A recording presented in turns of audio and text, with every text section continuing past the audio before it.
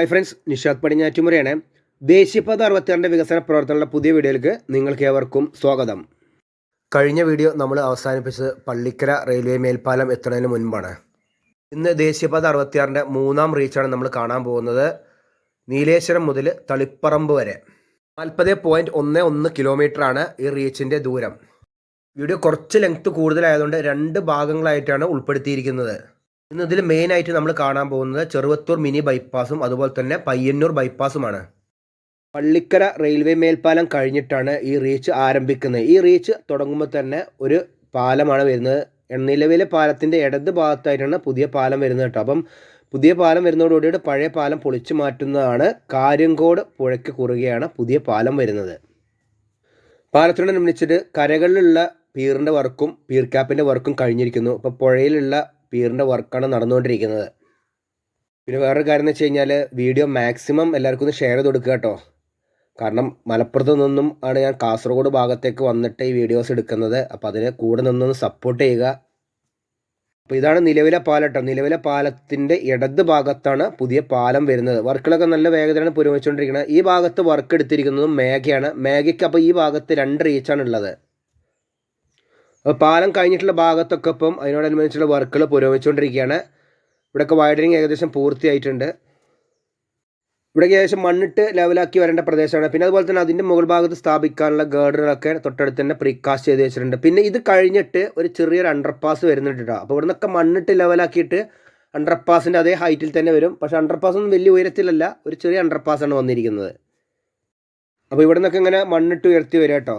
അപ്പോൾ ഇവിടെയാണ് അണ്ടർപാസ് വന്നിരിക്കുന്നത്. അണ്ടർപാസിൻ്റെ വർക്കുകളൊക്കെ ഏകദേശം പൂർത്തിയായിരിക്കുകയാണ്.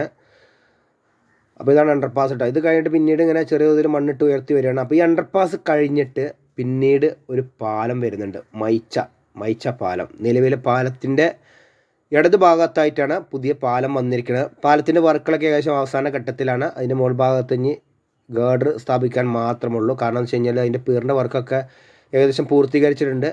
കണ്ട പുഴയിലുള്ള വർക്കൊക്കെ ഏകദേശം ലാസ്റ്റ് സ്റ്റേജാണ്. പിന്നെ കരയിലുള്ള പീറിൻ്റെ വർക്കിൻ്റെ കുറച്ച് ഭാഗത്ത് സ്റ്റീൽ ബൈൻഡിങ് നടന്നുകൊണ്ടിരിക്കുക കേട്ടോ. അപ്പോൾ ഇതാണ് നിലവിലെ റോഡും അതിനോട് ചേർന്നിട്ടാണ് ഇപ്പോൾ വർക്കുകൾ നടന്നുകൊണ്ടിരിക്കുന്നത്. അവിടെയൊക്കെ ഗാർഡറുകൾ പ്രീകാസ്റ്റ് ചെയ്ത് വെച്ചിട്ടുണ്ട്. ഇനി ഇത് ഇൻസ്റ്റാളേഷൻ മാത്രമേ ഉണ്ടാവുകയുള്ളൂ.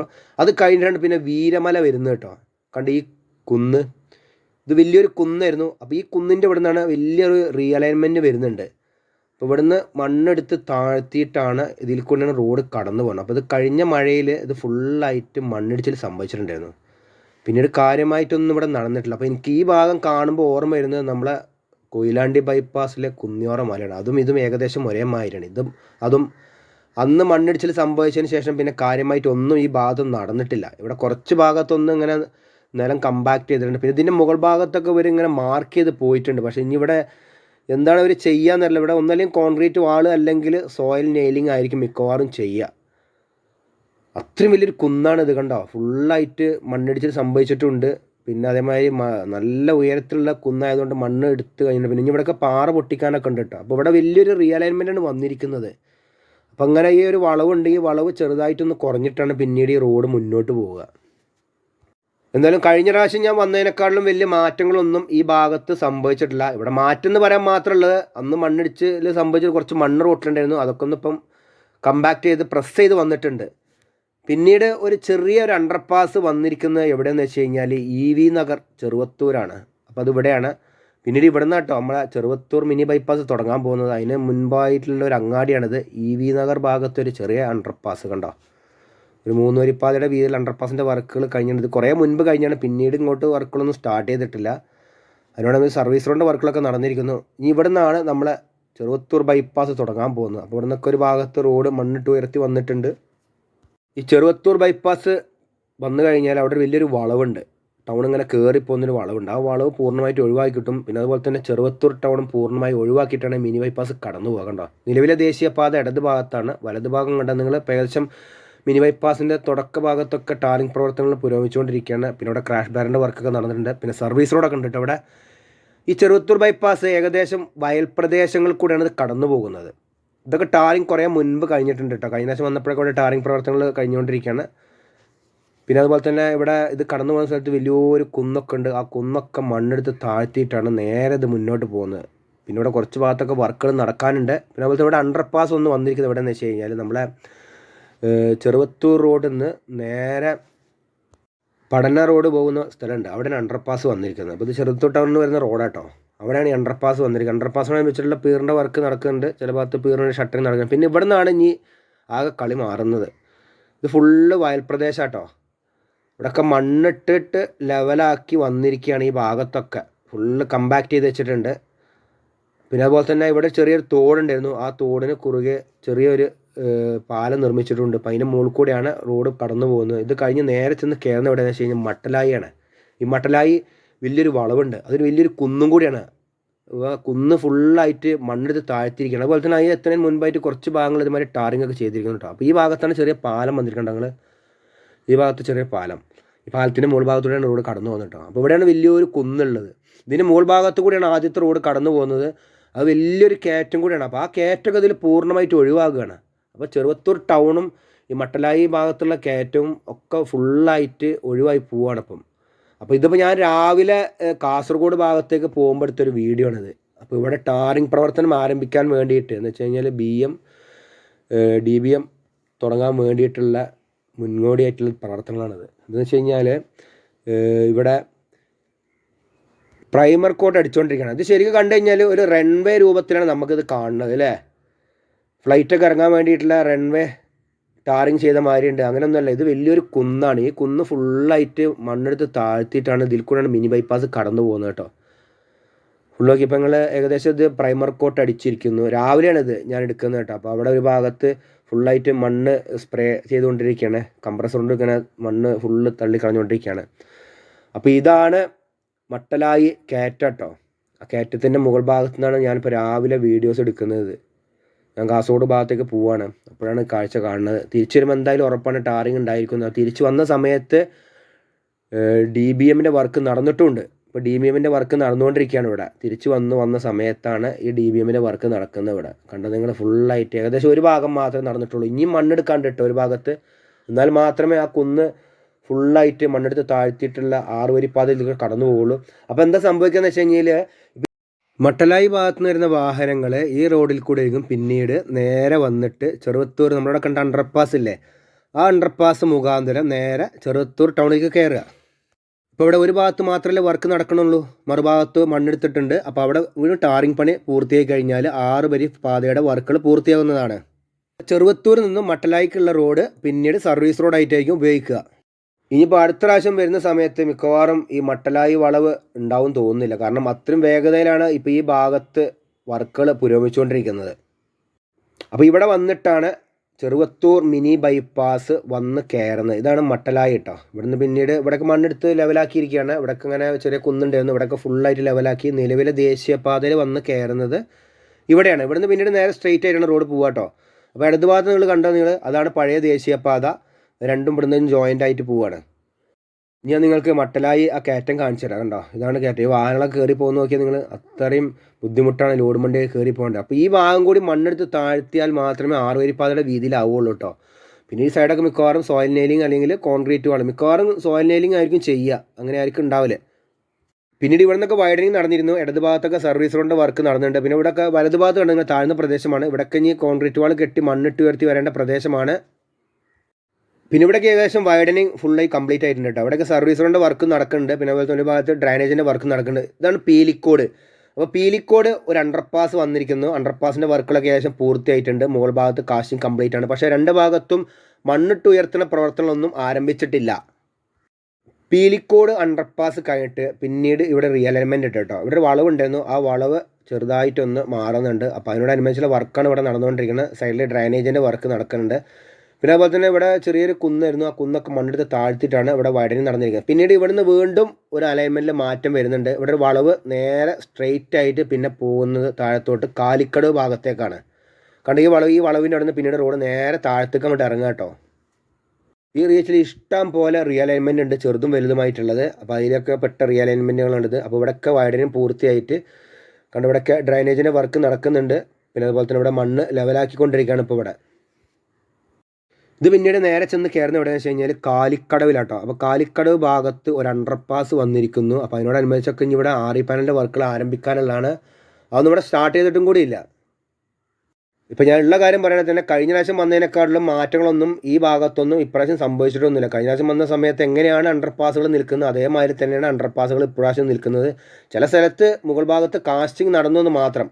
അപ്പോൾ ഇതാണ് കാലിക്കടവ് അണ്ടർപാസിൻ്റെ വർക്കുകളും ഇതേമാതിരി തന്നെ മുകൾ ഭാഗത്ത് കാസ്റ്റിംഗ് പൂർത്തിയായിട്ടുണ്ട്. ക്രാഷ് ബാരറിൻ്റെ വർക്കും നടന്നിട്ടുണ്ട്. ഈ അണ്ടർപാസ് കാലിക്കടവ് ജംഗ്ഷനിലാണ് വന്നിരിക്കട്ടെ. കാലിക്കടവ് ജംഗ്ഷൻ കണ്ടും കാര്യമായിട്ട് പ്രവർത്തനം എന്ന് വെച്ച് കഴിഞ്ഞാൽ വൈഡനിങ് മാത്രമേ പൂർത്തിയായിട്ടുള്ളൂ. ഡ്രൈനേജിൻ്റെ വർക്ക് നടന്നിരിക്കുന്നു. ഈ ഭാഗത്ത് എത്തിയപ്പോൾ മേഘ കുറച്ച് സ്ലോ ആയോ എന്നൊരു സംശയമുണ്ട് കേട്ടോ. പിന്നീട് കാലിക്കടവ് അണ്ടർപാസ് കഴിഞ്ഞിട്ട് പിന്നീട് ഒരു ചെറിയൊരു പാലം വന്നിരിക്കുന്നു ഇവിടെ കേട്ടോ. ഒരു തോടുണ്ട്, ആ തോടിന് കുറുകെ പാലത്തിൻ്റെ നിർമ്മാണം നടന്നിരിക്കുന്നു. പിന്നീട് ഇവിടെയൊക്കെ വൈഡനിങ് പൂർത്തിയായിട്ടുണ്ട്. ഇവിടെ ചില ഭാഗത്ത് 6 വരിപ്പാതയുടെ വീതിയിൽ ടാറിങ് നടന്നിരിക്കുന്നു. അതുപോലെ തന്നെ ക്രാഷ് ബാരറും ഡിവൈഡറിൻ്റെ വർക്കുകളൊക്കെ നടന്നിരിക്കുന്നു. ഇവിടെ ഏകദേശം 6 വരിപ്പാതയുടെ വൈഡനിങ് കഴിഞ്ഞിട്ട് 2 ഭാഗത്തുള്ള ക്രാഷ് ബാരറിൻ്റെ വർക്ക് ഇടുന്നുണ്ട്. പിന്നീട് ഇനി ഒരു അണ്ടർപാസ് വരുന്നുണ്ട്. അണ്ടർപാസിനോടനുബന്ധിച്ചിട്ടുള്ള വർക്കാണ് ഇപ്പോൾ നടന്നുകൊണ്ടിരിക്കുന്നത്. അപ്പോൾ റോഡിന് കുറുകെയുള്ള കൾവറിൻ്റെ നിർമ്മാണമാണ് ഇവിടെ നടക്കുന്നത്. അത് കഴിഞ്ഞിട്ട് പിന്നീട് RE പാനലിൻ്റെ വർക്കുകൾ നടക്കാനുണ്ട്.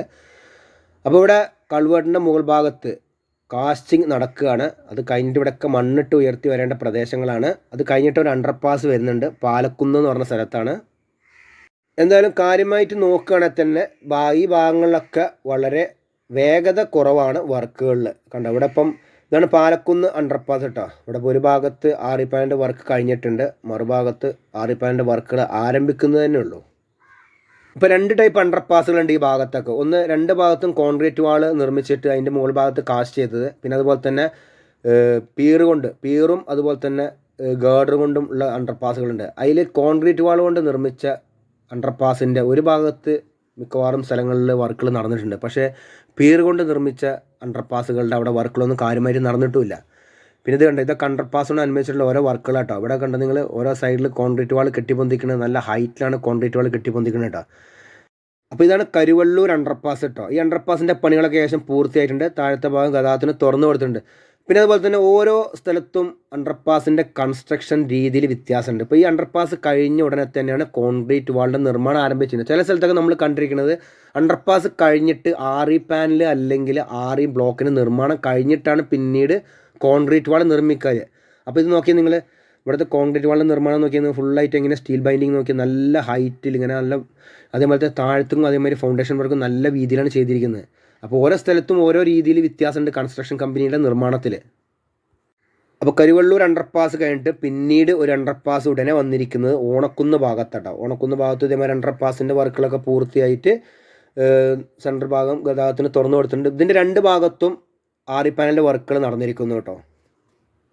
പിന്നീട് ഇവിടെയൊക്കെ അടിപൊളി വർക്കാണ് കേട്ടോ. ഓണക്കുന്ന് ഭാഗം കഴിഞ്ഞിട്ടാണ് പിന്നീട് ഒരു റിയലൈൻമെൻറ്റ് നടന്നിരിക്കുന്നത് വെച്ച് കഴിഞ്ഞാൽ ഇവിടെയൊക്കെ നല്ല രീതിയിൽ തന്നെ വൈഡനിങ് വന്നിട്ടുണ്ട്. പിന്നെ അതുപോലെ തന്നെ സൈഡൊക്കെ കെട്ടിപ്പൊന്തിച്ചുകൊണ്ടിരിക്കുകയാണ്. ഇവിടെ കണ്ട നിങ്ങൾ അത്യാവശ്യം കോൺക്രീറ്റ് വാളിൻ്റെ വർക്ക് നല്ല രീതിയിൽ നടക്കുന്നത്. അതുപോലെ തന്നെ ഡ്രൈനേജിൻ്റെ വർക്കുകളും പുരോഗമിച്ചുകൊണ്ടിരിക്കുകയാണ്. ഇവിടെയൊക്കെ മണ്ണിട്ട് ഉയർത്തി വരേണ്ട പ്രദേശമാണ്. അതിന് വേണ്ടിയിട്ടുള്ള സൈഡിൽ സ്റ്റീൽ ബൈൻഡിങ് നടന്നുകൊണ്ടിരിക്കുകയാണ്. എന്തായാലും ഈ ഭാഗത്ത് അധിക സ്ഥലത്തൊന്നും 6 വരിപ്പാതയുടെ വീതിയിൽ ടാറിംഗ് പ്രവർത്തനങ്ങൾ നടന്നിട്ടില്ല. ഇതിന് മുൻപുള്ള ഭാഗത്ത് എന്ന് വെച്ച് കഴിഞ്ഞാൽ ചെങ്കള മുതൽ നീലേശ്വരം വരെയുള്ള ഭാഗത്താണ് ഏറ്റവും കൂടുതൽ സ്ഥലത്ത് 6 വരിപ്പാതയുടെ വീതിയിലുള്ള ടാറിംഗ് പ്രവർത്തനങ്ങൾ കഴിച്ചിരിക്കുന്നത്. ഇതൊക്കെ വയൽ പ്രദേശമാണ്. അപ്പോൾ ഇവിടെയൊക്കെ ഇനി മണ്ണിട്ട് ഉയർത്തും വേണം, സൈഡിൽ കോൺക്രീറ്റ് വാൾ നിർമ്മിക്കും വേണം. എന്നിട്ട് മാത്രമേ സോയിൽ കമ്പാക്ട് ചെയ്യാൻ പറ്റുള്ളൂ. പിന്നീട് ഇവിടെയൊക്കെ നിലവിലെ ദേശീയപാതയിൽ കൂടെ തന്നെയാണ് വാഹനങ്ങൾ ഓടുന്നത്. അതുപോലെ തന്നെ ഇടത് ഭാഗത്തൊക്കെ ആയിട്ട് മണ്ണിട്ട് ഉയർത്താൻ വേണ്ടിയിട്ട് സൈഡിൽ കോൺക്രീറ്റ് വാൾ നിർമ്മാണം നടന്നിരിക്കുന്നു. ഇനി അടുത്തതായിട്ട് ഒരു പാലമാണ്. നിലവിലെ പാലത്തിൻ്റെ 2 ഭാഗത്തും പുതിയ പാലത്തിൻ്റെ നിർമ്മാണം നടക്കുന്നുണ്ട്. ഇതാണ് വെല്ലൂർ പാലം, പാലത്തറ റിവർ ആണിത്. അതിൻ്റെ അവിടെ 2 സൈഡിലായിട്ട് പുതിയ പാലം വരുന്നുണ്ട്. അപ്പോൾ ഈ ഭാഗത്ത് ആദ്യമായിട്ടാണ് ഇങ്ങനത്തെ ഒരു പാലം കാണുന്നത്. നിലവിലെ പാലത്തിന് 2 ഭാഗത്തും പുതിയതായിട്ടൊരു പാലം വരുന്നത്. സാധാരണ എല്ലാ സ്ഥലത്തും കണ്ടിരുന്നപ്പോൾ നമ്മൾ നിലവിലെ പാലത്തിൻ്റെ ഇടത് ഭാഗത്തോ അല്ലെങ്കിൽ വലത് ഭാഗത്തായിട്ട് ഒരു പാലം വരുന്നുള്ളൂ. പക്ഷേ ഈ പാലത്തിന് 2 ഭാഗങ്ങളിലും പുതിയതായിട്ട് പാലം വരുന്നുണ്ട്. എന്തായാലും പാലത്തിൻ്റെ വർക്ക് കുറച്ച് വേഗതയിലാണ് പുരോഗമിച്ചുകൊണ്ടിരിക്കുന്നത്. അപ്പോൾ വെല്ലൂർ പാലത്തറ പാലത്തിൻ്റെ പണികളൊക്കെ നടന്നുകൊണ്ടിരിക്കുകയാണ്. അത് കഴിഞ്ഞിട്ട് ഇവിടെയൊക്കെ വൈഡനിങ് പൂർത്തിയായിട്ട് ഇനി പാലത്തിൻ്റെ മുകൾ ഭാഗത്ത് വെക്കാനുള്ള ഗേർഡറുകളൊക്കെ അതിൻ്റെ തൊട്ടടുത്ത് തന്നെ പ്രീകാസ്റ്റ് ചെയ്തും വെച്ചിട്ടുണ്ട്. ഇനി അടുത്തതായിട്ട് ഒരു അണ്ടർപാസ് വരുന്നത് പാലത്തറ കഴിഞ്ഞിട്ടുള്ള വെല്ലൂരിലാണ്. അണ്ടർപാസിൻ്റെ വർക്കുകളൊക്കെ ഏകദേശം അവസാന ഘട്ടത്തിലാണ്. പക്ഷേ എന്താണെന്ന് വെച്ച് കഴിഞ്ഞാൽ അണ്ടർപാസിൻ്റെ വർക്ക് മാത്രമേ കഴിഞ്ഞിട്ടുള്ളൂ. RE പാനലിൻ്റെ വർക്കുകളൊന്നും ഇവിടെ നടന്നിട്ടും കൂടിയില്ല. ഇതൊക്കെ എന്ന് മണ്ണിട്ട് ഉയർത്തി വരാനാണോ എന്നാവോ. ഇവിടെയൊക്കെ RE പാനലിൻ്റെ വർക്കുകൾ സ്റ്റാർട്ട് ചെയ്യാൻ വേണ്ടിയിട്ട് മണ്ണെടുത്ത് താഴ്ത്തിയിട്ടുള്ളൂ. ഇവിടെയൊക്കെ എന്താണ് മണ്ണിൻ്റെ ക്ഷാമം കൊണ്ടാണോ എന്നാവോ ഈ വർക്കുകളൊക്കെ ഇങ്ങനെ പെൻഡിങ് ആവുന്നത്. എന്തായാലും അണ്ടർപാസിൻ്റെ പണികൾ പൂർത്തിയായിട്ട് അത് താഴത്തെ ഭാഗം ഗതാഗതത്തിന് തുറന്നു കൊടുത്തിട്ടുണ്ട്. ഇവിടെ കുറച്ച് ഭാഗത്ത് മണ്ണിട്ട് ഉയർത്താൻ വേണ്ടിയിട്ട് ആറി പാനലിൻ്റെ വർക്കുകൾ ആദ്യ ലെയർ വെച്ച് പോയിട്ടുണ്ട്. പിന്നീട് ഇത് കഴിഞ്ഞിട്ടാണ് വെച്ചാൽ വെല്ലൂർ കഴിഞ്ഞിട്ടാണ് പിന്നീട് നമ്മളെ പയ്യന്നൂർ ബൈപ്പാസ് തുടങ്ങുന്നത്. അപ്പോൾ ഈ അണ്ടർപാസ് കഴിഞ്ഞ് കുറച്ച് മുന്നോട്ട് പോയിട്ട് കോതായിമുക്ക് എന്ന് പറഞ്ഞ സ്ഥലമുണ്ട്. അവിടുന്ന് ഇടത് ഭാഗത്തു കൂടിയാണ് പയ്യന്നൂർ ബൈപ്പാസ് പോവുക. 3.82 കിലോമീറ്ററാണ് പയ്യന്നൂർ ബൈപ്പാസിൻ്റെ നീളം. ഈ പയ്യന്നൂർ ബൈപ്പാസിന് വേറെ പ്രത്യേകത കൂടെ ഉണ്ട്. ഏറ്റവും കൂടുതൽ കൾവേർട്ടുകൾ ഉള്ളത് പയ്യന്നൂർ ബൈപ്പാസിലാണ്. പയ്യന്നൂർ ബൈപ്പാസിൽ കയറി ഉടനെ തന്നെ ഒരു അണ്ടർപാസ് വരുന്നത് അതെവിടെയാണെന്ന് വെച്ച് കഴിഞ്ഞാൽ പയ്യന്നൂരിൽ നിന്നും ചെറുപുഴ റോഡിലാണ് അണ്ടർപാസ് വരുന്നത്. അപ്പോൾ അണ്ടർപാസിനോട് വെച്ച് പീറിൻ്റെ വർക്കൊക്കെ നടന്നിരിക്കുന്നു. അത് കഴിഞ്ഞിട്ട് പിന്നീട് നിങ്ങൾ ഇവിടെ നിന്ന് നോക്കിയാൽ തന്നെ നിങ്ങൾക്ക് മനസ്സിലാവും എത്രത്തോളം കൾവേർട്ടുകൾ ഉണ്ട് എന്നുള്ളത്. ഈ പയ്യന്നൂർ ബൈപ്പാസ് ജനവാസ കേന്ദ്രം പൂർണ്ണമായി ഒഴിവാക്കിയിട്ടാണ് കടന്നു പോയിരിക്കുന്നത്. ഈ കൾവേർട്ട് കണ്ടോ നിങ്ങൾ, അത്രയും ഉയരത്തിലാണ് ഇനി ഇവിടെ മണ്ണിട്ട് റോഡ് വരുന്നത് കേട്ടോ. അപ്പോൾ നിങ്ങൾ മനസ്സിലാക്കിയാൽ മതി എത്ര ഹൈറ്റ് വരും എന്നുള്ളത്. കണ്ടോ ഇവിടെയൊക്കെ കൾവേർട്ടിൻ്റെ നിർമ്മാണങ്ങളൊക്കെ ഏകദേശം പൂർത്തിയായിട്ടുണ്ട്. പിന്നെ അതുപോലെ തന്നെ സൈഡിൽ കെട്ടാനുള്ള ആറി പാനലൊക്കെ ഇവിടെ കൊണ്ടുവച്ചിട്ടുമുണ്ട്. പയ്യന്നൂർ ബൈപ്പാസിൻ്റെ പണികൾ ആദ്യം നടക്കുന്ന സമയത്തൊക്കെ എനിക്ക് ഇതിൽ കൂടെ പൂർണ്ണമായിട്ട് സഞ്ചരിക്കാൻ സാധിച്ചിരുന്നു. പിന്നീട് ഈ മഴയൊക്കെ വന്ന സമയത്താണ് ഇവിടെ ആകെ പ്രശ്നമായത്. അങ്ങനെ പൂർണ്ണമായിട്ട് നമുക്ക് ഇതിൽ കൂടെ സഞ്ചരിക്കാൻ സാധിച്ചിരുന്നില്ല. ഇപ്പോൾ രണ്ടാമത്തെ പ്രാവശ്യം ഇതേമാതിരി ഫുള്ളായിട്ട് നമുക്ക് യാത്ര ചെയ്തിട്ട് പയ്യന്നൂർ ബൈപ്പാസിൻ്റെ വീഡിയോ ഫുള്ളും കവർ ചെയ്യാൻ സാധിച്ചിട്ടുണ്ട്. ഇവിടെയൊക്കെ ഫുള്ള് ചളിക്കട്ടായിരുന്നു കേട്ടോ. ഈ ചളിക്കട്ടൊക്കെ ഫുള്ള് മണ്ണിട്ട് ലെവലാക്കിയിട്ടാണ് ഇപ്പോൾ ഈ നിലയിൽ എത്തിച്ചിരിക്കുന്നത്. പിന്നെ അതുപോലെ തന്നെ ഇനി വരുന്നത് അണ്ടർപാസാണ്. പിന്നെ അത് കഴിഞ്ഞിട്ടാണ് പിന്നീട് പാലം വരുന്നത്. ഇത് പെരുമ്പ എന്ന് പറഞ്ഞ സ്ഥലം കേട്ടോ. പെരുമ്പ എന്ന് പറഞ്ഞ സ്ഥലത്ത് ഒരു റോഡ് ഇങ്ങനെ ക്രോസ് ചെയ്യുന്നുണ്ട്. ആ ക്രോസ് ചെയ്യുന്ന സ്ഥലത്താണ് അണ്ടർപാസ് വന്നിരിക്കുന്നത്. അത് കഴിഞ്ഞിട്ടാണ് പിന്നീട് പാലം വന്നിരിക്കുന്നത്. അപ്പോൾ ഇവിടെ ഒരു കനോലി കനാലുണ്ട്. ആ കനോലി കനാലിന് കുറുകെയാണ് പാലം വന്നിരിക്കുന്നത്. അപ്പോൾ ഇവിടെ തൽക്കാലം പാലം പണിയോടനുബന്ധിച്ച് ഇവിടെ ഫുള്ളായിട്ട് മണ്ണിട്ടിരിക്കുകയാണ്. അതിൻ്റെ അടിയിൽ കൂടെ വെള്ളം കടത്തി വിടാനുള്ള സംവിധാനമൊക്കെ ഉണ്ടാക്കിയിട്ടുണ്ട്. അപ്പോൾ പാലം പണി കഴിഞ്ഞാൽ ഈ മണ്ണ് ഫുള്ള് ഇവിടെ നിന്ന് മാറ്റുന്നതായിരിക്കും. അന്നിവിടെ പണി നടക്കുന്ന സമയത്ത് നമുക്ക് ഇതിങ്ങനെ ക്രോസ് ചെയ്ത് പോകാൻ സാധിക്കില്ലായിരുന്നു. അതുകൊണ്ട് പിന്നീട് ഇവിടുന്ന് ഞാൻ നേരെ ടൗണിൽ പോയിട്ടാണ് പിന്നീട് ഞാൻ എടാട്ട് വന്നിരുന്നത്. അപ്പോൾ ഇപ്രാവശ്യം ഇതിൽ കൂടെ മണ്ണ് ഇട്ടുകൊണ്ട് നമുക്ക് പൂർണ്ണമായിട്ട് ഇവിടുന്ന് നേരെ എടാട്ട് ഭാഗത്തേക്ക് പോകാൻ സാധിക്കുന്നുണ്ട് കേട്ടോ. അപ്പോൾ ഇവിടെ പാലത്തിനോടനുബന്ധിച്ചുള്ള വർക്കുകളൊക്കെ ഏകദേശം അവസാന ഘട്ടത്തിലാണ്. പിന്നീട് ഇവിടെ നിന്നൊക്കെ ഫുള്ളായിട്ട് മണ്ണിട്ട് ലെവലാക്കിയ പ്രദേശമാട്ടോ. ഇവിടെയൊക്കെ ഫുള്ള് ചളിയായിരുന്നു. പിന്നെ ഇവിടെയൊക്കെ സോയിൽ കമ്പാക്ട് ചെയ്തിട്ടാണ് ഇന്ന് ഈ രൂപത്തിൽ എത്തിയിരിക്കുന്നത്. ഇതിൽ കൂടെയാണ് പിന്നീട് 6 വരി പാത കടന്നു പോകുന്നത്. എന്തായാലും പയ്യന്നൂർ ബൈപ്പാസിൽ വളരെയധികം മാറ്റങ്ങളുണ്ട് കേട്ടോ. അവിടെയൊക്കെ വൈഡനിങ് ഏകദേശം പൂർത്തിയായിട്ടുണ്ട്. ഇത് ഏറ്റവും വലിയ പ്രത്യേകത ഞാൻ പറഞ്ഞില്ല, ഇതിലാണ് ഏറ്റവും കൂടുതൽ കൾവേർട്ടുകൾ. കാരണം വയൽപ്രദേശമാണ്, അതുപോലെ തന്നെ ചളിക്കെട്ടുള്ളതുകൊണ്ട് വെള്ളത്തിൻ്റെ ഒഴുക്ക് തടസ്സപ്പെടാതിരിക്കാൻ വേണ്ടിയിട്ടാണ് ഇത്രയധികം കൾവേർട്ട് വന്നിരിക്കുന്നത്. അപ്പോൾ കോതായിമുക്കിൽ നിന്നും തുടങ്ങുന്ന പയ്യന്നൂർ ബൈപ്പാസ് വന്ന് അവസാനിക്കുന്ന എടാട്ടാണ്. എടാട്ട് വന്ന് നിലവിലെ ദേശീയപാതയിൽ വന്ന് കയറുന്ന സ്ഥലത്ത് ഒരു അണ്ടർപാസ് ഉണ്ട്. അതിൻ്റെ വർക്കുകളൊക്കെ ഏകദേശം അവസാന ഘട്ടത്തിലാണ്. പീറിൻ്റെ വർക്കും പീർ ക്യാപ്പിൻ്റെ വർക്കും കഴിഞ്ഞിരിക്കുന്നു. ഇനി അതിൻ്റെ മുകൾ ഭാഗത്ത് ഗാർഡൻ ഇൻസ്റ്റാളേഷൻ മാത്രമേ ബാക്കിയുള്ളൂ. ദേശീയപാത 66 വികസനത്തിൽ കേരളത്തിലെ 3ാമത്തെ റീച്ചായ നീലേശ്വരം മുതൽ തളിപ്പറമ്പ് വരെയുള്ളതിൽ ചെറുവത്തൂർ മിനി ബൈപ്പാസും പയ്യന്നൂർ ബൈപ്പാസിൻ്റെ വിശേഷങ്ങൾ നമ്മൾ കണ്ടു കഴിഞ്ഞു. ഈ വീഡിയോ നിങ്ങൾക്ക് ഇഷ്ടപ്പെട്ടാൽ നിങ്ങൾ മറ്റുള്ളവർക്ക് മാക്സിമം ഷെയർ കൊടുക്കുക, ലൈക്ക് ചെയ്യുക, കമൻറ്റ് എഴുതാൻ മറക്കരുത്. അപ്പോൾ പുതിയൊരു പുത്തൻ വീഡിയോ ആയിട്ട് വരുന്നവരെ നിങ്ങളോട് എല്ലാവരോടും ബൈ.